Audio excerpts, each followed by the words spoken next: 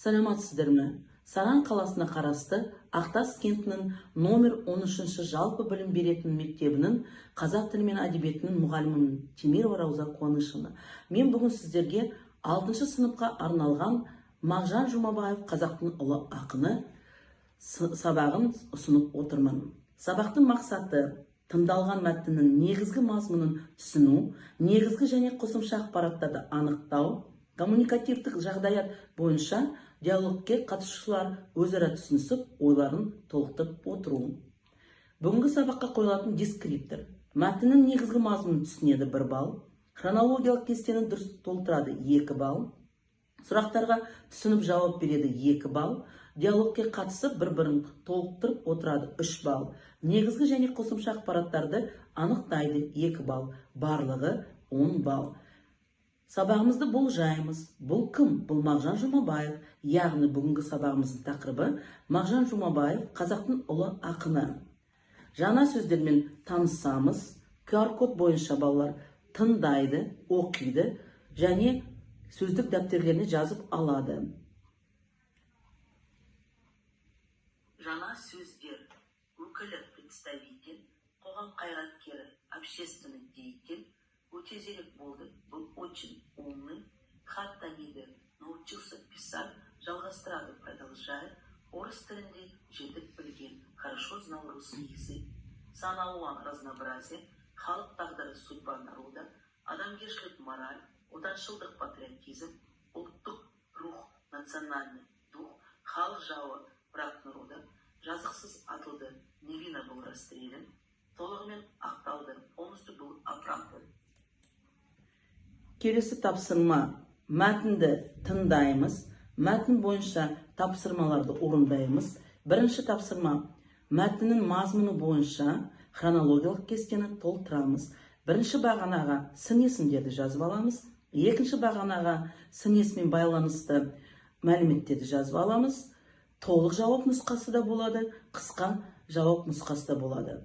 Екінші тапсырма. Мәтін мазмұны бойынша сұрақтарға жауап береміз. Үшінші тапсырма. Мәтіннің мазмұны бойынша кестені толтырамыз. Мәтіннен 3 негізгі ақпаратты, 2 қосымша ақпаратты анықтаймыз. Мәтінді QR-код бойынша тыңдап аламыз. Мағжан Жұмабаев лирик ақын, сыршыл ақын, қазақ әдебиетінің өкілі, қоғам қайраткері.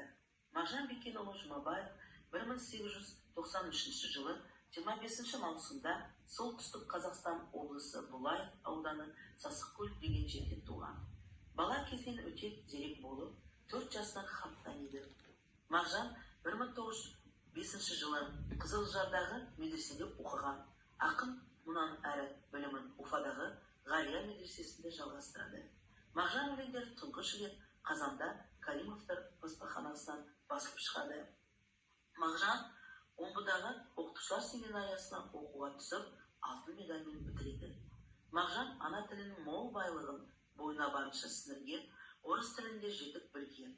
Ол Пушкин, Лермонтов, Горький, Байрон, Гете, тағы басқа ақын жазушылардың шығармаларымен танысып, таңдаулы туындыларын ана тілімізге аударды. Ақын лирикасының тақырыптары сан алуан, туған жер, ата мекен, халық тағдыры, адамгершілік, шынайы махаббат және тағы басқа. Оның қаламының Батыр Баян, Қорқыт, Жүсіп хан сияқты поэмалар туған. Мағжан поэзиясында отаншылдық, ұлттық рух, патриотизм бар. Оның тілі көркем, жаңашылдығы бар. Алаш партиясын құруға қатысты. 1938 жылы 19 наурызда саяси себептерге байланысты халық жауы деген жаламен жазықсыз атылды. 1960 жылы ақын толығымен ақталды. Мәтінді тыңдап алдық. Мәтіннің мазмұны бойынша хронологиялық кестені толтырамыз. Сан есімдер. Бірінші бағанада, екінші бағанада мәліметтер. Толық жауап нұсқасы. Сан есім. 1893 жылы 25 маусымда мәліметтер. Солтүстік Қазақстан облысы Бұлаев ауданы Сасықкөл деген жерде туған. 4 жасынан хат таниды. 1905 жылы Қызылжардағы медреседе оқыған. 1938 жылы 19 наурызда саяси себептерге байланысты халық жауы деген жаламен жазықсыз атылды. 1960 жылы ақын толығымен ақталды. Қысқа жауап нұсқасы. Сан есім 1893 жылы 25 маусымда. Мәліметтер: туған, 4 жасынан хат таниды, 1905 жылы медреседе оқыған, 1938 жылы 19 наурызда жазықсыз атылды, 1960 жылы ақталды. Екінші тапсырма. Мәтінді тыңдаймыз, сұрақтарға жауап береміз. Мағжан Жұмабаев кім?